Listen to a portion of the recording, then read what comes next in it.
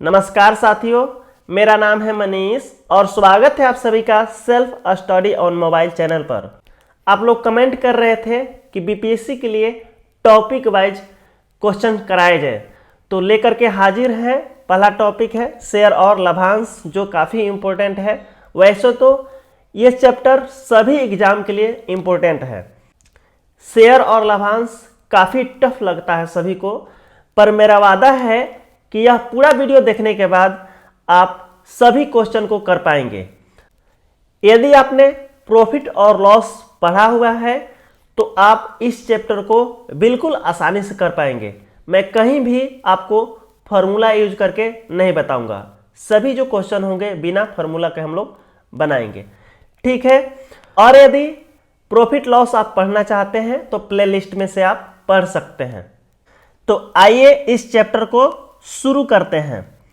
सबसे पहले हम लोग को जानना है ये जो सारे टर्म दिए हुए हैं, अंकित मूल्य, सम मूल्य, लाभांश, डिविडेंड, बाजार मूल्य, प्रीमियम, ये सब क्या होते हैं।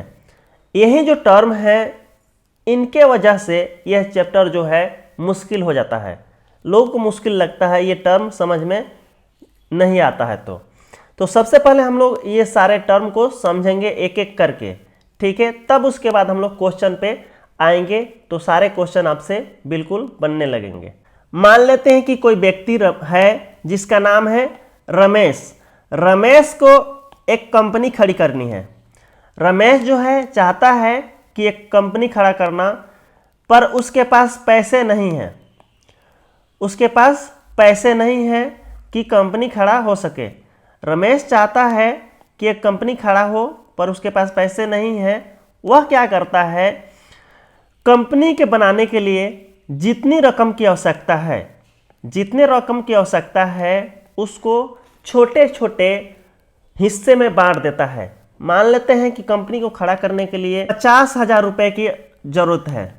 वैसे 50,000 रुपये काफ़ी कम है कंपनी खड़ा करने के लिए, हम छोटा ले लिए हैं आपको समझने के लिए। अब रमेश क्या करता है, यह 50,000 रुपये इकट्ठा करने के लिए इसको छोटे छोटे हिस्से में बांट देता है। अब 100 रुपये के हिस्से, छोटे छोटे हिस्से बनाए इसने। 50,000 रुपये को 100 रुपये के छोटे छोटे हिस्से बनाए। तो यह जो है एक हिस्सा 100 रुपये में, तो 50,000 में कितना हिस्सा बना, 100 से भाग दे देंगे, यानी कि बन गया 500। 500 हिस्सा जो बना 100 रुपये के, वह 500 यह क्या कहलाएगा, शेयर कहलाएगा। 500 शेयर कहलाएंगे। 100 रुपये के 500 शेयर बन गए, 500 हिस्से बनेंगे, इसका मतलब है कि 500 शेयर बन गए। रमेश क्या करता है, अपनी कंपनी के बारे में सभी तरह की जानकारियां जो है पब्लिक को बताता है। कंपनी किस प्रकार की कंपनी है और कंपनी किस तरह से मुनाफा कमाएगी, कंपनी क्या उत्पादन करती है, और सरकार के सभी तरह के नॉर्म जो है, नियम कायदे हैं, उनको पालन करते हुए विज्ञापन जारी करता है।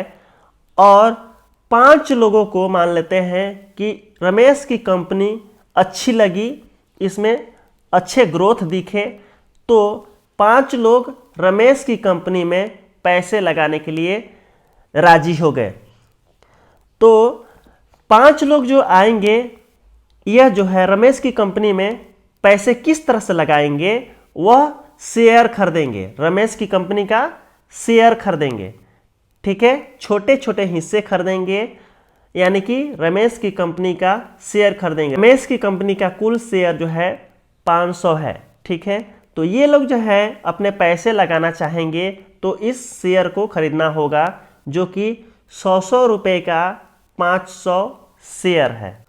अब पहला व्यक्ति है, मान लेते हैं, जिसके पास मात्र 5,000 रुपये है। वह चाहता है कि रमेश के कंपनी में पैसा लगाऊं, तो वह पैसा किस तरह से लगाएगा, रमेश की कंपनी का शेयर खरीद के। तो 5,000 रुपये में इसको कितना शेयर मिलेंगे, 100 रुपये के एक शेयर है। तो रमेश 5,000 रुपये लगाया, तो 100 रुपये के कितने शेयर मिलेंगे इसको, 50 शेयर, ठीक है। 50 शेयर मिले। उसी तरह से दूसरा व्यक्ति है, मान लेते हैं कि यह 15,000 रुपये लगाना चाहता है, 15,000 रुपये लेकर के आया, तो 15,000 लेकर के आया तो इसको कितना मिलेंगे, इसको मिलेंगे 150 शेयर। कितना मिलेंगे, 150 शेयर। और तीसरा व्यक्ति मान लीजिए जिसके पास मात्र 10,000 रुपये हैं, 10,000 रुपये रमेश की कंपनी में लगाना चाहता है, तो वह 10,000 रुपये का कितना शेयर मिलेगा, इसको मिलेगा 100 शेयर। और तीसरा जो है एक महिला है, वो भी रमेश की कंपनी में पैसा लगाना चाहती है, तो मान लेते हैं कि यह 8,000 रुपये लगाना चाहती है, तो 8,000 में इसको कितना शेयर मिलेगा, 80 शेयर मिलेंगे, 80 शेयर मिलेंगे।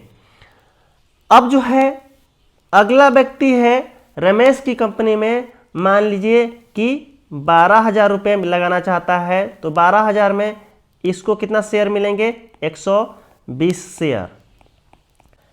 इस तरह से रमेश की कंपनी के लिए 50,000 रुपये चाहिए था और 5 व्यक्तियों ने अलग अलग पैसे लगाए, तो उसके हिसाब से उनको अलग अलग शेयर भी मिले। अब सभी को रमेश ने शेयर सर्टिफिकेट दे दिए, जिसमें लिखा हुआ था कि आपने इस कंपनी में कितने रुपए लगाए और आपको कितना शेयर इस कंपनी का मिला है।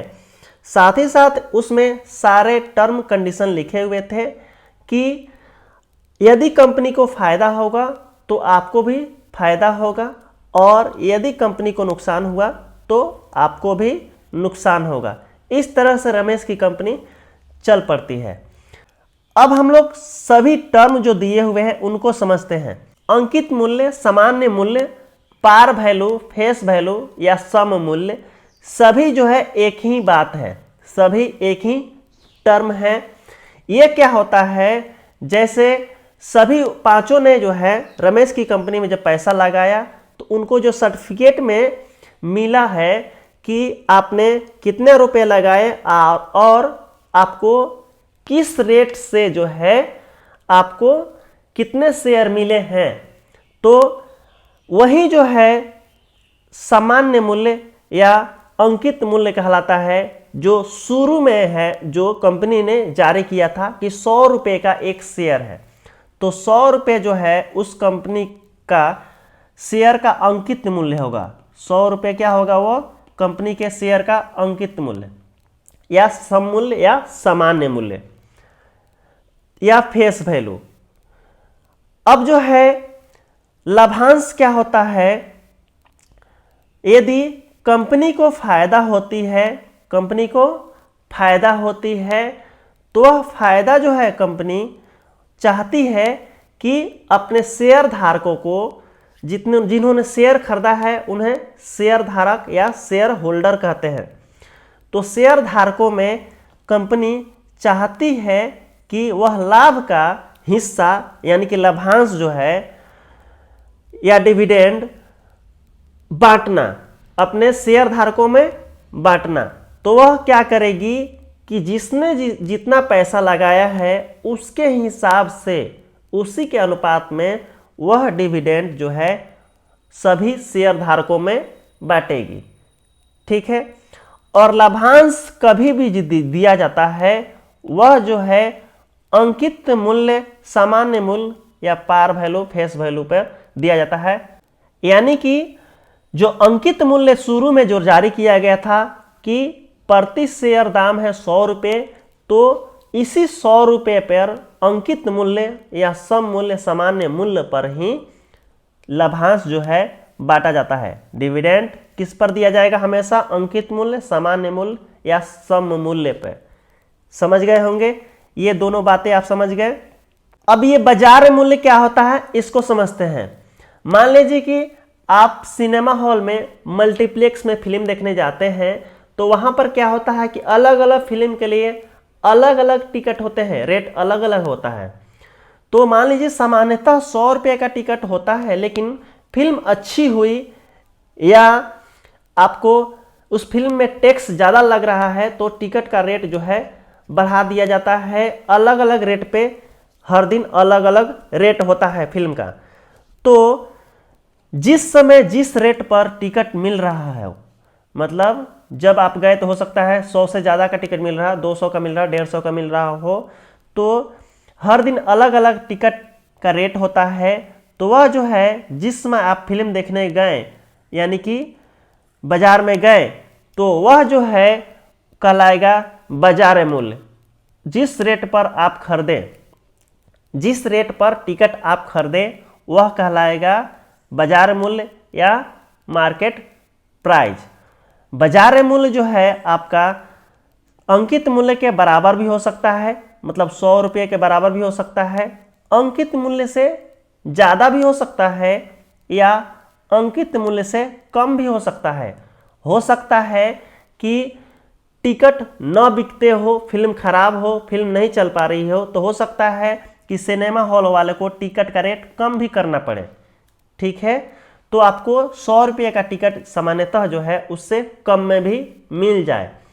तो कम में मिल जाए तो वह 100 रुपये का टिकट यदि 80 में मिल जाए तो वह भी बाजार मूल्य ही कहलाएगा। जिस रेट पे आप खरीदेंगे वह क्या कहलाएगा? बाजार मूल्य कहलाएगा। अब जो आता है प्रीमियम, क्या होता है?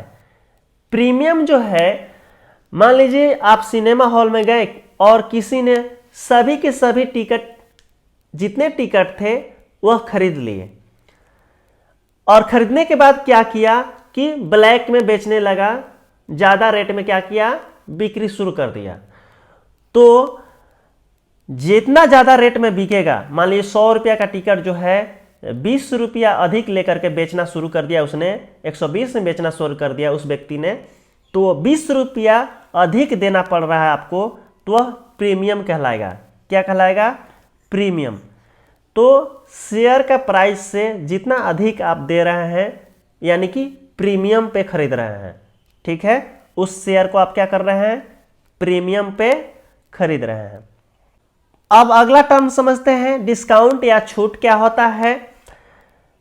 मान लेते हैं कि किसी वस्तु की जो है डिमांड जो है बहुत कम है, मांग बहुत कम है, लेकिन कंपनी ने बहुत ज़्यादा मात्रा में उत्पादन कर दिया है। ठीक है, तो बहुत ज़्यादा मात्रा में उत्पादन कर दिया है, खरीदने वाले कम हैं, तो कंपनी क्या करेगी? अपने घाटा को कम करने के लिए क्या करेगी? वह उस सामान पर छूट देना शुरू करेगी। क्या करेगी? डिस्काउंट पर बेचना शुरू कर देगी। समझ गए? तो इस तरह से शेयर में भी क्या होगा? शेयर का प्राइस घटा करके, डिस्काउंट करके बेचना शुरू करेगा कंपनी। अब अगला टर्म है दलाल और दलाली, ब्रोकर और ब्रोकरेज। आम लोगों को सामान्यतः जो है शेयर बाजार के बारे में पता नहीं होता है, तो दलाल ही होते हैं जिनके द्वारा, जिनके थ्रू जो है आम पब्लिक शेयर मार्केट में पैसा लगाती है। उसके बदले जो है दलाल लोग कुछ चार्ज लेते हैं, कुछ परसेंट जो है दलाली या कमीशन लेते हैं। वही कुछ कम परसेंट लेते हैं जिसको दलाली बोलते हैं, ब्रोकरेज बोलते हैं। ठीक है, दलाल क्या हो गए? एक एजेंट की तरह हो गए, जो आपके पैसे को शेयर मार्केट में लगाएंगे और उसके बदले आपसे कुछ जो है चार्ज लेंगे, पैसे लेंगे कुछ परसेंट, जिसको दलाली बोलते हैं, ब्रोकरेज बोलते हैं। अगला टर्म है शेयर बाजार, स्टॉक एक्सचेंज, स्टॉक मार्केट। ये क्या होता है? जहां पर शेयरों की खरीद बिक्री होती है उसको शेयर बाजार या स्टॉक मार्केट, स्टॉक एक्सचेंज बोलते हैं। इस बाजार में कंपनियों के शेयर की खरीद और बिक्री होती है। ठीक है, बहुत सारी कंपनियां इसमें लिस्टेड होती हैं। उन कंपनियों के शेयर की खरीद और बिक्री होती है, जिसे शेयर बाजार बोलते हैं। दो टर्म और है, इसको भी समझ लेते हैं। अधिमूल्य पर या अवमूल्य पर। कई बार क्वेश्चन में दिया रहेगा कि शेयर जो है अधिमूल्य पर खरीदा गया और अवमूल्य पर खरीदा गया। अधिमूल्य पर खरीदने का मतलब है कि जो अंकित मूल्य था उससे अधिक मूल्य पर खरीदा गया। ठीक है, अधिक मूल्य पर खरीदा गया, 100 का शेयर 120 पे, 130 पे, यानी 100 से ज़्यादा पर खरीदा गया। अवमूल्य का मतलब है कि अंकित मूल्य सामान्य मूल्य से कम पर खरीदा गया। ठीक है, कम पर खरीदा गया। 100 रुपये का शेयर 80 में या 70 में, 60 में खरीदा गया, वह अवमूल्य कहलाएगा। एक और बात जान लेते हैं, स्टॉक क्या होता है। स्टॉक या पूंजी वह राशि होती है जो आप निवेश करते हैं और जिसके बदले आपको शेयर मिलते हैं, जिसके बदले उस राशि के छोटे छोटे हिस्से मिलते हैं, यानी कि शेयर्स आपको मिलते हैं। तो स्टॉक हो गया पूंजी, धन जो आप निवेश करते हैं। अब यहाँ पर कुछ पॉइंट्स हैं, उसको याद रखना है। शेयर खरीदिएगा जब भी, तो जो खरीदने वाला होगा उसका क्रय मूल्य क्या होगा, क्रय मूल्य में दलाली भी जुड़ जाता है। दलाली क्रय मूल्य में जोड़ करके आपका वास्तविक क्रय मूल्य बनेगा। और बेचने वाले के लिए दलाली उसमें से घट जाता है, तब जाकर उसका विक्रय मूल्य होता है। इसको एक एग्जाम्पल से समझते हैं। मान लीजिए मेरे पास एक बाइक है जिसे मैं 50,000 रुपये में बेचना चाहता हूँ। 50,000 में बेचना चाहता हूँ, पर मुझे ग्राहक नहीं मिल रहे हैं। तो एक दलाल आता है, वह बोलता है कि आपकी बाइक जो है मैं बिकवा दूंगा, लेकिन मुझे 1% कमीशन चाहिए, दलाली चाहिए। तो मैं हो गया बेचने वाला, तो मैं राजी हो गया कि 1% आपको दे दूंगा, आप मेरी बाइक बिकवा दीजिए। तो दलाल जो है एक खरीदने वाले से भी बात करता है, खरीदने वाले से भी वह बोलता है कि मैं आपको एक बाइक खरीदवा दूंगा, लेकिन मुझे 1% कमीशन चाहिए। ठीक है, तो खरीदने वाला भी राजी हो गया कि 1% आपको दलाली दे दूंगा, आप बाइक खरीदवा दीजिए। तो मेरी बाइक जो है 50,000 रुपये की थी, तो 50,000 रुपये का 1% होता है 500 रुपये। 500 रुपये मैं दलाल को दे दिया, तो मेरी बाइक का दाम मुझे मिला, वह मिलेगा 49,500 मात्र।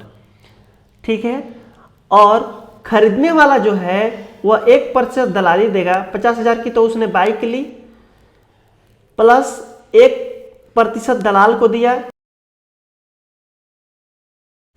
तो उसको जो बाइक पड़ा 50,500 रुपये का।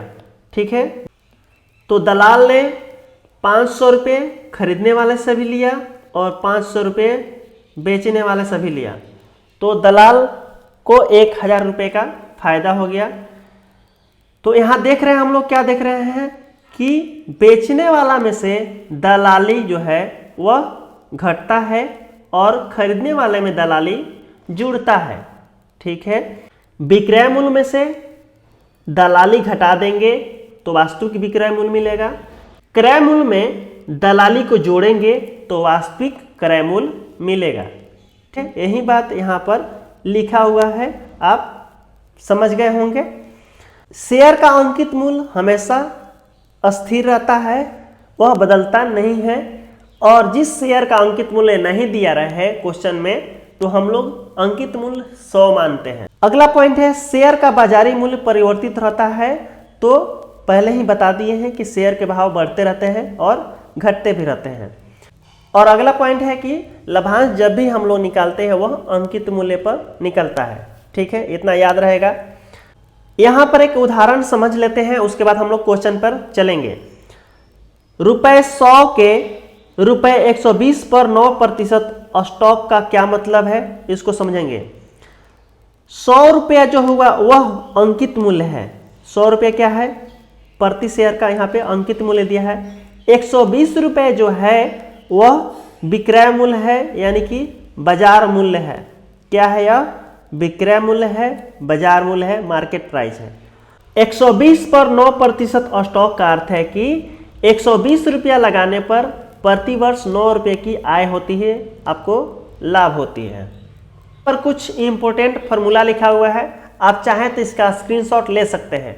वैसे मैं क्वेश्चन में कोई भी फार्मूला का यूज नहीं करूंगा, बिना फार्मूला के हम लोग बनाएंगे। साथियों, यदि वीडियो पसंद आ रहा हो तो वीडियो को लाइक कर दीजिए और साथ ही साथ यदि चैनल पर नए हैं तो मेरे चैनल को सब्सक्राइब करके मुझे सपोर्ट जरूर कीजिए। मेरे चैनल पे सब्सक्राइबर कम है और आप सबके सपोर्ट की मुझे बहुत ज़रूरत है। पहला क्वेश्चन देखते हैं। 90 पर 7200 रुपये का कितना स्टॉक खरीदा जा सकता है। यहाँ 90 क्या है, यह है बाजार मूल्य और अंकित मूल्य नहीं दिया है तो हम लोग अंकित मूल्य 100 रुपया मानेंगे। कितना मानेंगे अंकित मूल्य? 100 रुपया। तो इसको शेयर की संख्या आप निकाल सकते हैं, कितना शेयर खरीदा गया होगा। 90 रुपये प्रति शेयर बाजार मूल्य है, 7200 रुपया लगाया गया, तो शेयर की संख्या निकालेंगे।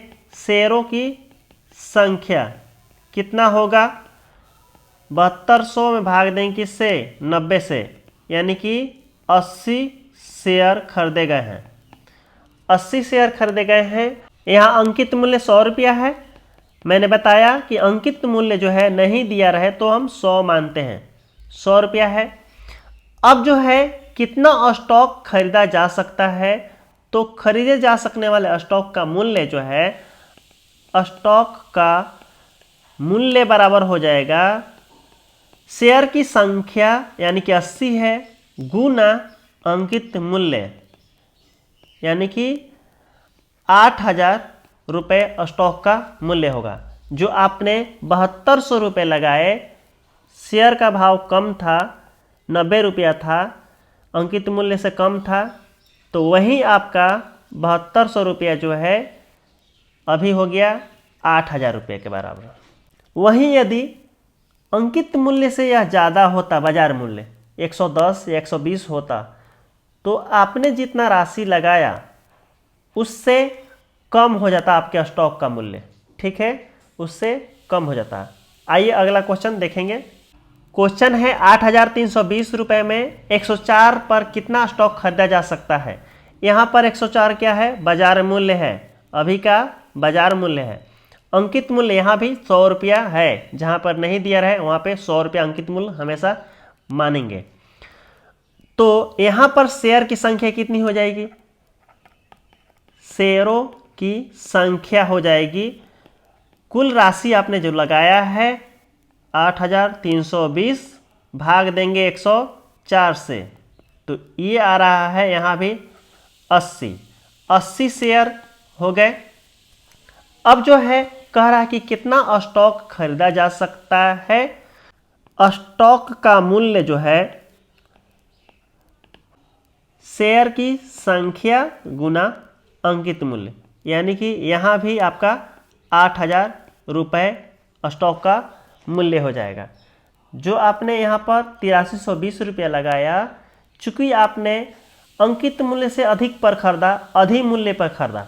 ठीक है, अंकित मूल्य से अधिक पर खरीदने पे उसको बोलते हैं अधिक मूल्य, अंकित मूल्य से कम पे खरीदिएगा उसको बोलते हैं अवमूल्य। तो 104 पर खरीदा है, चूँकि अंकित मूल्य से ज़्यादा पर खरीदा है, तो आपका पैसा जो है घट गया, तो आपके पैसा का स्टॉक मूल्य मात्र 8000 रुपये रह गया। अगला क्वेश्चन है 1000 रुपये के 5% स्टॉक का 5 रुपये अवमूल्य पर क्रय मूल्य क्या होगा, जबकि दलाली 1/5% हो। यहाँ पर देखिए अंकित मूल्य 100 रुपया दिया हुआ है, 100 रुपया का प्रति शेयर का दाम है और बाजार मूल्य जो है 5 रुपया कम हो गया है। अवमूल्य का मतलब क्या है? वह 5 रुपया घट चुका है, अंकित मूल्य से 5 रुपया कम पर बिक रहा है। तो प्रति शेयर क्रय मूल्य क्या होगा? शेयर क्रय मूल्य क्या होगा? अभी आप कितना में प्रति शेयर खरीद सकते हैं? 105 का शेयर था, उसमें 5 रुपया की कमी हो गई है, अवमूल्य हो गया है। ठीक, उसके अलावा 1/5% दलाली देना पड़ रहा है। इसका मतलब है कि 100 रुपया में 1/5 रुपये दलाली देनी पड़ रही है। तो क्रय मूल्य में दलाली भी जुड़ेगा, आप जो दलाल को देंगे उसको भी जोड़ेंगे, तो ये हो गया प्रति शेयर का दाम। ये 5% स्टॉक का मतलब क्या है? इसका यूज नहीं करेंगे, जब जरूरत होता है तब इसका यूज होगा। आय निकालना हो, वार्षिक आय या वार्षिक लाभ निकालना हो, तब इसका यूज होगा। ठीक है, तो बहुत सारे क्वेश्चन में आप देखिएगा कि इसका यूज हम लोग बिना किए निकाल लेंगे। तो अब जो है यहाँ घटाएंगे तो क्या मिलेगा, 95 प्लस में हो जाएगा 1/5 का मतलब होता है 0.20 रुपये। तो ये हो जाएगा आपका 95 रुपये 20 पैसे, इतना रुपये आपको प्रति शेयर क्रय मूल्य पड़ेगा। नेक्स्ट क्वेश्चन है 100 रुपये के 4% स्टॉक का 6 रुपये अधिमूल्य पर क्रय मूल्य क्या होगा, जबकि दलाली 1/4% हो। यहाँ पर भी हम लोग ये 4% स्टॉक से मतलब नहीं रखेंगे, इसका यूज ही कहीं नहीं होगा। यहाँ 100 रुपया अंकित मूल्य का जो शेयर है उसका दाम जो है 6 रुपया अधिक है, यानी अधिमूल्य का मतलब होता है कि अब 106 रुपया मिल रहा है। इसका मतलब कि 106 रुपये में मिल रहा है, 100 रुपये का शेयर 106 में मिल रहा है। और दलाली भी 1/4 रुपये, 100 रुपये में 1/4 रुपये दलाली देना पड़ रहा है, यानी कि 1/4 रुपये जोड़ेंगे इसी में। तो इसका मतलब है 106.1/4 रुपये का मतलब होता है 25 पैसे, 106 रुपये 25 पैसे इतना देना पड़ेगा आपको। अगला क्वेश्चन है 4% के 120 रुपये पर 1000 रुपये के स्टॉक का नगद मूल्य क्या होगा। यहाँ पर भी अंकित मूल्य 100 रुपया है, पर बाजार मूल्य जो है 120 रुपया है। इसका मतलब है कि 100 रुपया के स्टॉक का मूल्य 120 रुपया है।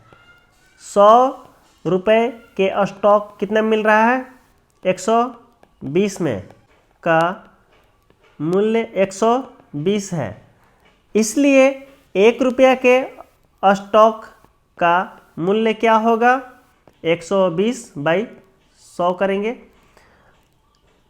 इसलिए 1000 के स्टॉक का मूल्य क्या होगा, 120/100 गुना होगा 1000।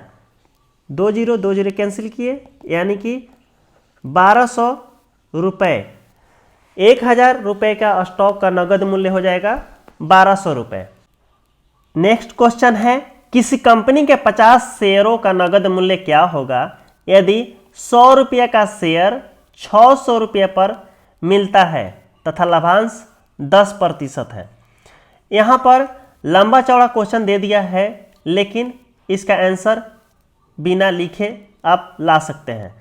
कह रहा है कि 100 रुपये का शेयर जो है अभी 600 में मिल रहा है और 50 शेयर थे, 50 शेयर खरीदे गए थे, तो नगद मूल्य क्या होगा, तो 50 गुना 600 करेंगे, नगद मूल्य निकल जाएगा जितना शेयर खरीदे थे, और एक शेयर का दाम जो अभी है 600, तो 600 गुना 50 किए, यानी कि 30,000 रुपया आ गया नगद मूल्य। 50 शेयरों का नगद मूल्य डायरेक्ट आप निकाल दिए। शेयर की संख्या गुना मार्केट प्राइस 600 है, यानी कि आपका आंसर आ गया 30,000 रुपये। ठीक है, इसको पिछले क्वेश्चन की तरह भी आप बना सकते थे। कैसे? चूंकि 100 रुपये के शेयर का मूल्य जो है कितना है, 600 रुपये, इसलिए 50 शेयर है और 100 रुपया अंकित मूल्य है, तो 50 गुना 100 करेंगे, यानी कि 5,000 रुपये के शेयर का मूल्य ज्ञात करना है। तो 600 बटा 100 गुना 5,000। ठीक है, 2 0 कैंसिल किए, यानी कि 30,000 रुपये आ जाएगा।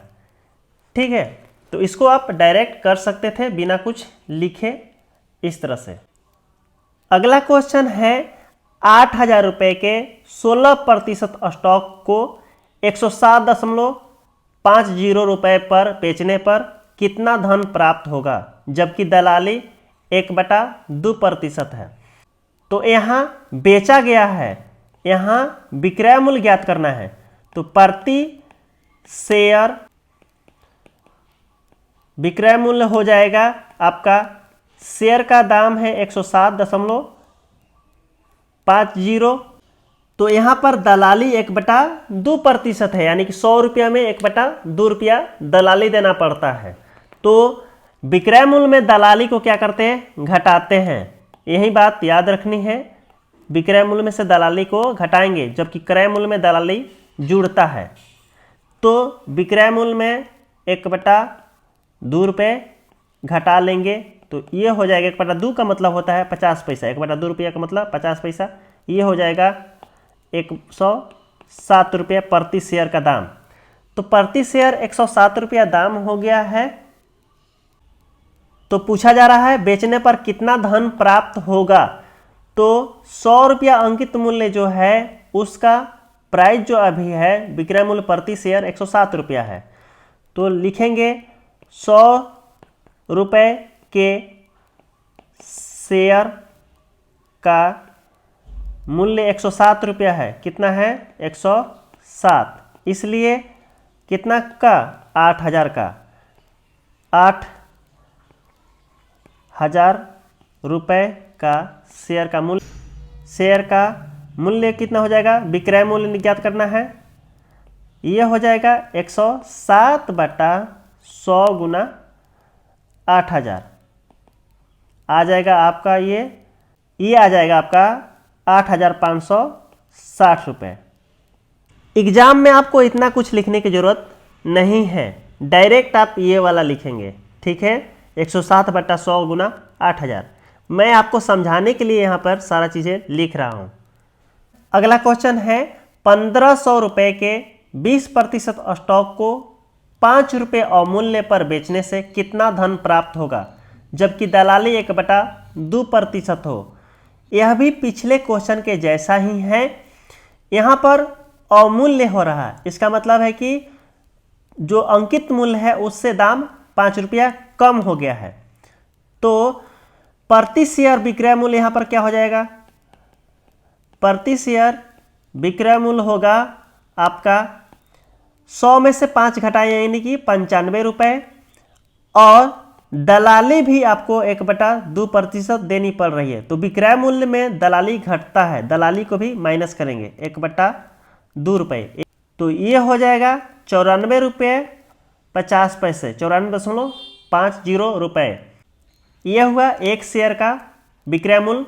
लेकिन हम लोग को 1500 रुपये के शेयर का विक्रय मूल्य ज्ञात करना है।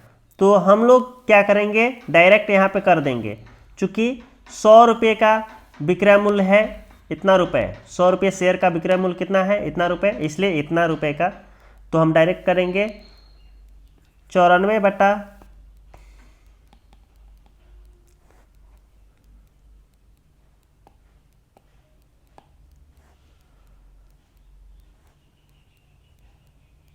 यहाँ पे डायरेक्ट, यहाँ पे अब डायरेक्ट निकाल देंगे।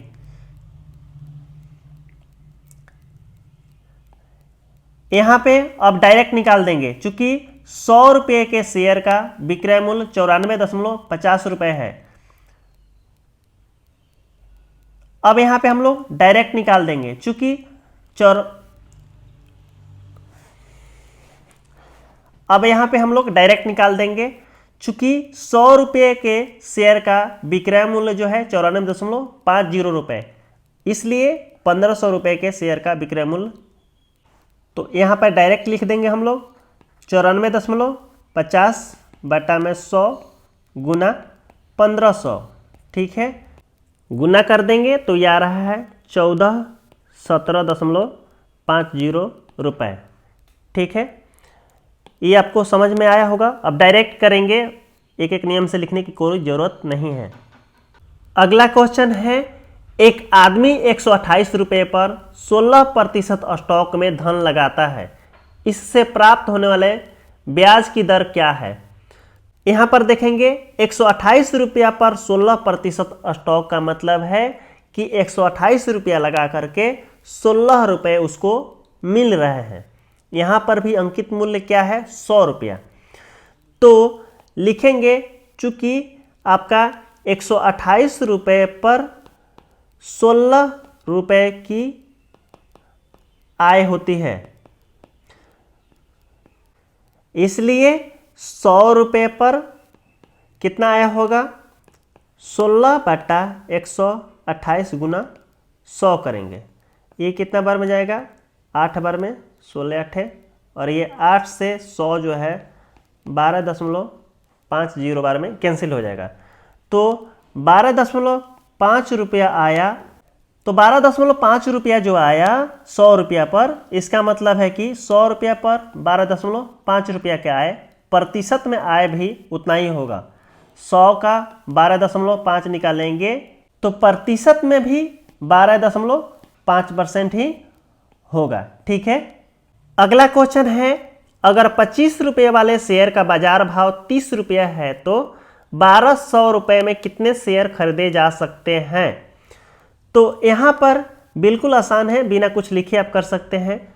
25 रुपया अंकित मूल्य है लेकिन बाजार भाव 30 रुपया है, तो आप जो खरीदेंगे बाजार भाव के रेट से खरीदेंगे। ठीक है। तो 1200 रुपये लगाएंगे तो कितना शेयर मिलेगा, 1200 में भाग देंगे किससे, 30 से, यानी कि 40 शेयर मिलेगा। शेयर की संख्या बराबर 1200 भागा 30 करेंगे, 1200 भागा 30। एक शेयर का बाजार भाव कितना है, 30 रुपया, और 1200 लगा रहे हैं यानी कि 40 शेयर आपको मिलेगा। यहाँ पे अंकित मूल्य 25 रुपया है, लेकिन आप जब खरीदने जाएंगे तो बाजार भाव से मिलेगा, बाजार भाव 30 रुपया है। अगला क्वेश्चन है, एक आदमी किसी कंपनी के 100 रुपये वाले शेयर को जो 30% अधिक मूल्य पर मिलते हैं खरीदने में 16,900 रुपये लगाता है। कंपनी 6% लाभांश देती है, उसको साल के अंत में कितने रुपए का लाभ होगा। यहाँ पर जो है अंकित मूल्य 100 रुपया है लेकिन बाजार मूल्य 30% अधिक है। इसका मतलब है कि 100 रुपये का शेयर जो है 130 रुपये में मिल रहा है, तो उसको कितना शेयर मिलेगा, शेयर की संख्या कितनी होगी उसको। अब कहता है कि कंपनी 6% लाभांश देती है, तो कंपनी कभी भी लाभांश देगी तो अंकित मूल्य पर देगी, 100 पर देगी। लाभांश कितना मिलेगा उसको, 130 शेयर उसके पास है और एक शेयर पर कंपनी 6 रुपये दे रही है। 6% का मतलब है कि कंपनी 100 रुपया में 6 रुपया लाभांश दे रही है। ठीक है। तो 780 रुपये उसको लाभांश मिलेंगे एक साल के अंत में। अगला क्वेश्चन है, 10 रुपये वाले 86 शेयरों का क्रय मूल्य 3/4 अवमूल्यन पर मालूम कीजिए, जबकि दलाली 1/4 प्रति शेयर हो। यहाँ पर क्रय मूल्य ज्ञात करना है, अवमूल्यन हो रहा है 3/4, तो प्रति शेयर दाम कितना होगा, प्रति शेयर क्रय मूल्य क्या हो जाएगा। देखिए 10 रुपया अंकित मूल्य है लेकिन अवमूल्यन मतलब कि दाम कम हो गया है 3/4, तो घटा देंगे 3/4। साथ ही साथ आप दलाली भी दे रहे हैं, तो दलाली दे रहे हैं तो वह आपके क्रय मूल्य में जुड़ेगा। ठीक है। क्रय मूल्य में दलाली जुड़ता है और विक्रय मूल्य में घटता है, तो प्रति शेयर दाम हो जाएगा, घटा लेंगे तो ये हो जाएगा आपका 4 एलसीएम लिए, ये हो गया 40 - 3 + 1, यानी कि हो जाएगा ये 38/4। इसका मतलब है आएगा 19/2। 19/2 रुपया एक शेयर का दाम हुआ। शेयर कितने हैं, 86, तो 86 शेयरों का क्रय मूल्य क्या हो जाएगा, इसलिए 86 शेयर का क्रय मूल्य क्या होगा, गुना कर देंगे 19/2 से, 19/2 गुना 86, ये हो गया आपका 43, गुना करेंगे तो ये आ जाएगा 817 रुपये। अगला क्वेश्चन है, 8% स्टॉक में 1620 रुपया लगाने पर मनदीप को 135 रुपये वार्षिक आय होती है, 100 रुपये का स्टॉक का मूल्य कितना है।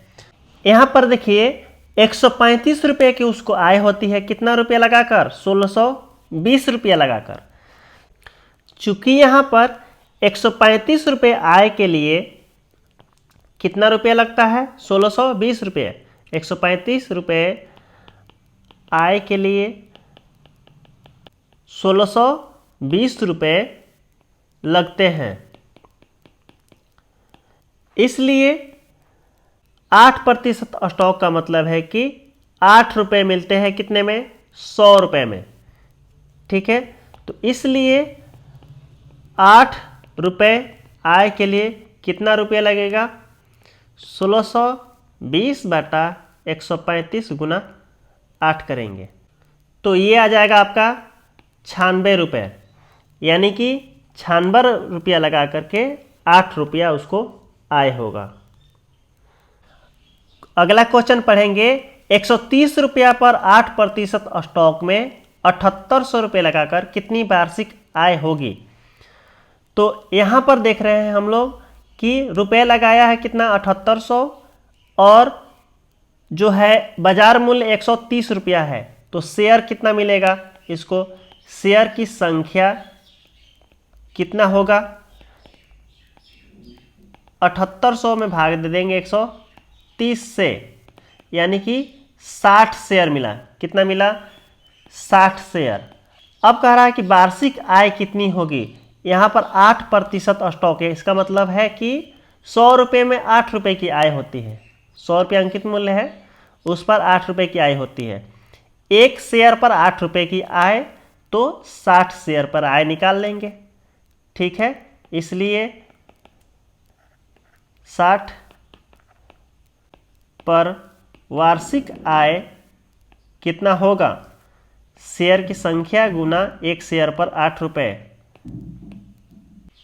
कितना होगा, शेयर की संख्या गुना एक शेयर पर आय है 8 रुपया, यानी 480 रुपये की उसको वार्षिक आय होगी।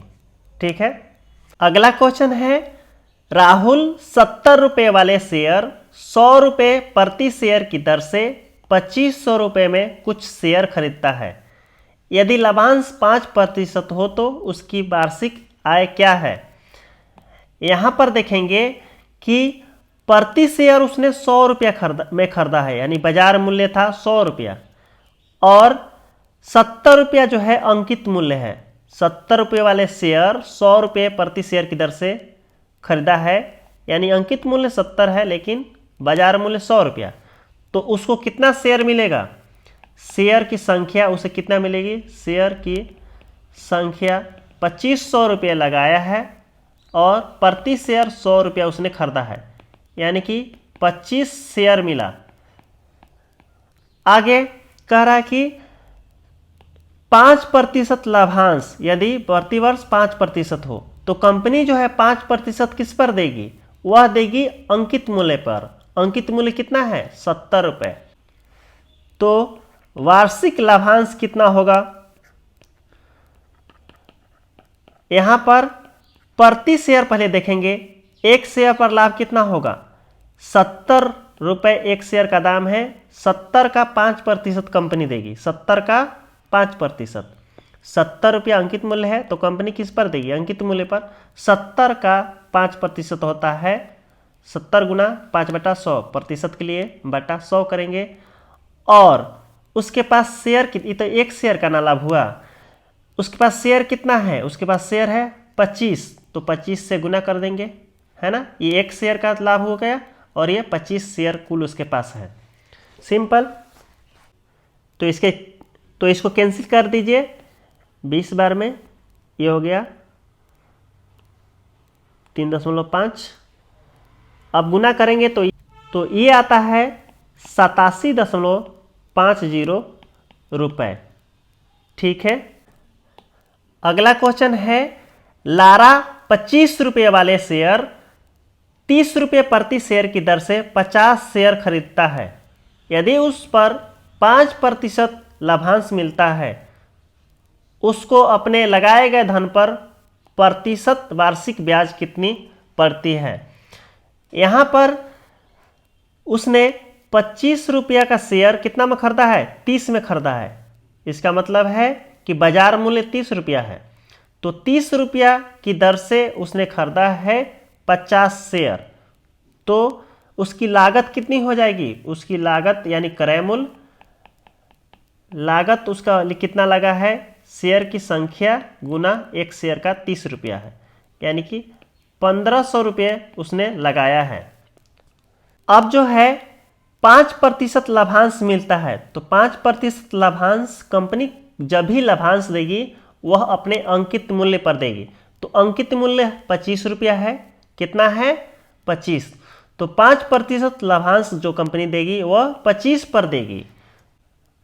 प्रति वर्ष लाभांश कितना मिल रहा होगा, तो कंपनी जो है 5% लाभांश देती है, तो कंपनी लाभांश किस पर देगी, अपने अंकित मूल्य पर। अंकित मूल्य 25 रुपये है, ठीक है। तो 25 का 5% का मतलब है 25 गुना 5/100। अब जो है यह एक शेयर का लाभांश हुआ, कितने शेयर का, एक शेयर का लाभांश, लेकिन उसने शेयर कितना खरीदा है, 50 शेयर। तो 50 शेयर का लाभांश कितना हो जाएगा, 50 से गुना करेंगे, तो ये आपका हो जाएगा 125/2। इसका मतलब है कि 62.5 रुपये, 62.5 रुपये आया प्रति वर्ष। अब कह रहा है कि प्रति वर्ष वार्षिक ब्याज कितना मिला है, कितना प्रति वर्ष वार्षिक ब्याज है, तो उसने 62.5 रुपया एक वर्ष में कमाया है और लगाया कितना था, 1500 रुपये। 1500 लगाया और कमाया 62.5, तो प्रतिशत कितना प्रतिशत मिला है उसको, प्रतिशत निकाल देंगे, प्रतिशत लाभांश। तो प्रतिशत लाभांश क्या हो जाएगा, जितना कमाया 62.5 और जितना कितना पर 1500 पर, 1500 लगाया था गुना 100, प्रतिशत के लिए गुना 100 करेंगे। अब 15 से भाग देंगे तो ये आता है 4.1/6%। तो आप समझ गए होंगे। अब अगला क्वेश्चन है 600 शेयर जिसका अंकित मूल्य 40 रुपये है, खरीदने के लिए कितने धन की आवश्यकता होगी, जबकि प्रति शेयर 25 पैसे दलाली तथा 15 रुपये प्रीमियम देना पड़ता है। तो प्रति शेयर दाम कितना है पहले निकालेंगे। प्रति शेयर क्रय मूल्य क्या होगा, तो 40 रुपया तो अंकित मूल्य है, 15 रुपया जो है प्रीमियम देना पड़ता है। प्रीमियम का मतलब है कि अधिक, आप जो जितना मूल्य है उससे अधिक दे रहे हैं। तो 15 रुपये, 40 प्लस 15 प्लस दलाली भी दे रहे हैं, कितना 25 पैसे, तो ये भी 25 पैसा भी जुड़ेगा, मतलब 0.25 रुपये। अब सबको जोड़े तो ये आता है 55.25 रुपये प्रति शेयर क्रय मूल्य है। लेकिन आपने शेयर कितना खरीदना है, 600 शेयर, तो एक शेयर का दाम 55.25 रुपये है, शेयर खरीदना है 600, तो कितने धन की आवश्यकता होगी, तो गुना कर देंगे जितना शेयर खरीदना है और एक शेयर का जितना दाम है। ठीक है, समझ गए होंगे। तो आवश्यक धन बराबर होगा 600 शेयर है खरीदना और एक शेयर 55.25 रुपये का मिलता है, तो 6 से गुना कर देंगे, ये हो जाएगा 33,150 रुपये चाहिए। ठीक है। अगला क्वेश्चन है जो कि बीपीएससी में पूछा गया है, किसी कंपनी के 10 रुपये अंकित मूल्य के एक शेयर की बाजारी कीमत 25 रुपया है, कंपनी में 10% लाभांश घोषित किया, कंपनी के 1500 शेयरों का लाभांश क्या होगा। तो यहाँ पर अंकित मूल्य 10 रुपया है और लाभांश कंपनी अंकित मूल्य पर देती है, लाभांश 10%, तो प्रति शेयर लाभांश क्या हो जाएगा, प्रति शेयर लाभांश, चूंकि एक शेयर का अंकित मूल्य 10 रुपया है, एक शेयर पर 10% लाभांश, यानी कि ये हो जाएगा 1 रुपया। 1 रुपया लाभांश मिल रहा है, तो कह रहा है कि कंपनी के 1500 शेयरों का लाभांश क्या होगा। तो 1500 शेयर का 1500 रुपया होगा। एक शेयर पर 1 रुपया लाभांश, तो 1500 शेयर पर 1500, इसलिए 1500 शेयर पर लाभांश होगा 1500। 1500 गुना 1 करते हैं 1500। तो साथियों, आज का ये लास्ट क्वेश्चन था। आपको वीडियो कैसा लगा कमेंट करके जरूर बताइए। अच्छा लगा हो तो लाइक कर दीजिएगा। साथ ही साथ चैनल पे नए हैं तो मेरे चैनल को सब्सक्राइब करके मुझे सपोर्ट जरूर कीजिएगा। आप सबकी सपोर्ट की मुझे बहुत ज़रूरत है। मिलते हैं अगले वीडियो में। वीडियो देखने के लिए आप सभी का धन्यवाद।